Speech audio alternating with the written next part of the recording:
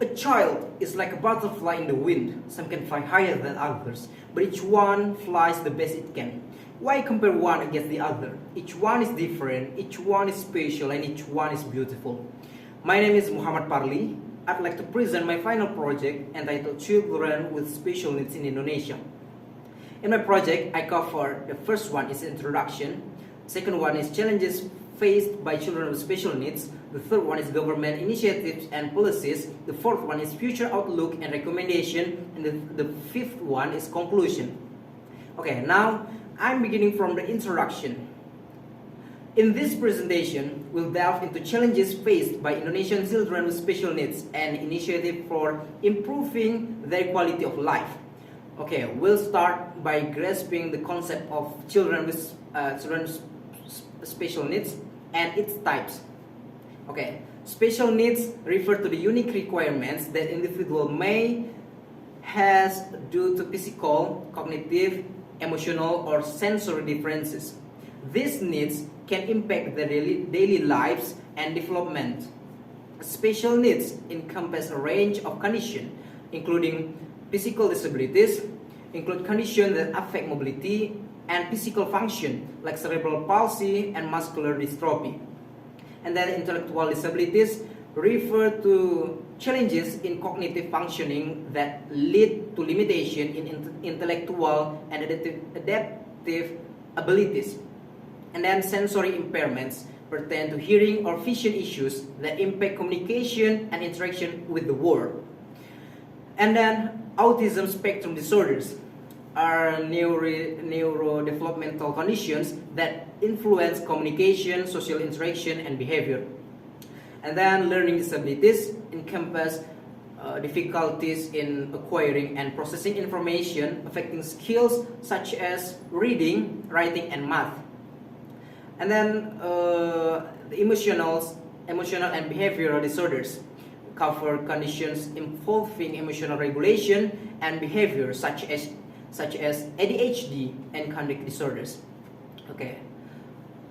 According to the Coordination Ministry for Human Development and Cultural Affairs, the disabilities rate for children aged 5 to 19 years is 3.3%. Meanwhile, the total population at the age in 2021 is 66.6 million people. Thus, the number of children aged 5 to 19 with disabilities is around 2 million. Okay, now we move to the second part, challenges faced by children with special needs. Children with special needs in Indonesia face challenges in education, healthcare, and social services. They are described as follows. The first one is in education, that children with special needs struggle due to inadequate inclusion in public schools. These schools lack necessary resources, training, and facilities. And also stigma and misconceptions lead to isolation. And also specialized educators, therapists, and support staff are insufficiently available. The second is in health services. Children with special needs face barriers accessing medical services and therapies due to facilities and transportation limitation. And also financial obstacles impact families, especially those with limited means. Managing treatment cost, scarcity of specialized practitioners limits expert care availability. And then the third is in social services, fragmented support system result from poor coordination among government and non-government support organizations, inadequate community awareness due to misunderstanding special needs, risk isolation, and then insufficient public infrastructure that inclusive in design hinders disabled children's community involvement. Okay, now we move to the third part, the government initiatives and policies. The Indonesian government has initiated efforts for inclusive support for children with special needs. Some key areas of focus include the first one is legal framework, that is Law number 8/2016 on disabilities, this law emphasizes the rights of people with disabilities, including children, to access education, healthcare, employment, and social services without discrimination. And then the second one is inclusive education. That is, the government has implemented policies to incorporate children with special needs into public school with the goal of ensuring equitable access to high quality education for all. And they also have worked to create curricula that cater to a wide range of learning style and requirements, promoting inclusivity. The third one is support for family.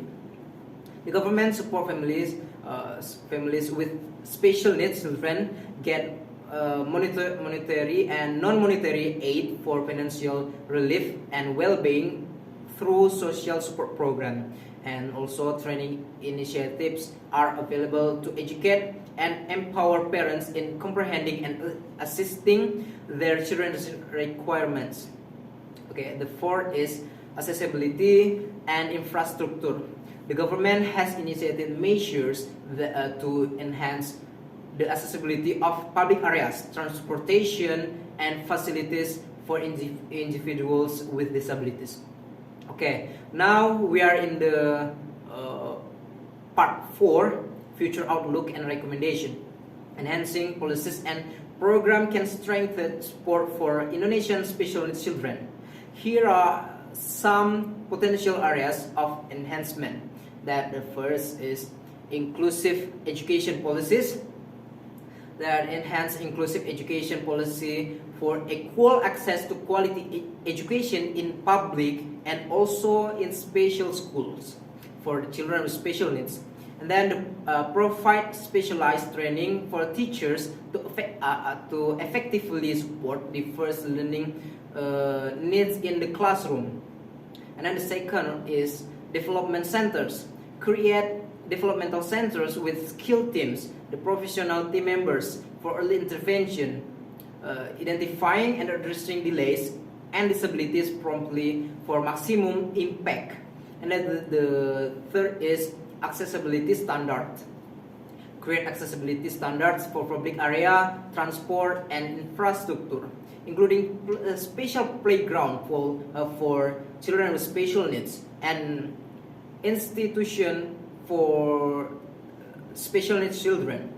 And then the fourth is parent and caregiver support. Set up parent-child centers offering training, counseling, and resources for better child understanding and nurturing. And the fifth is digital inclusion. That promote digital inclusion by developing accessibility educational and assistive technology tools that cater to various disabilities and learning styles. Okay, now we are in the last part, the conclusion. In conclusion, addressing challenges for Indonesian special needs children requires a collaborative approach. They face obstacles in education, healthcare, and social services, impeding their growth and inclusion. The government's initiative like disabilities law, inclusive education, and family support show commitment. Vital improvements include stronger education policies, developmental centers, better accessibility, caregiver support, and digital inclusion. Implementing these steps can foster an inclusive society where these children thrive and fulfill their potential. Through collective efforts, diversity can be celebrated and ensuring no child is left behind. Okay, that's all from me. I'm Hon Parli. Thank you very much.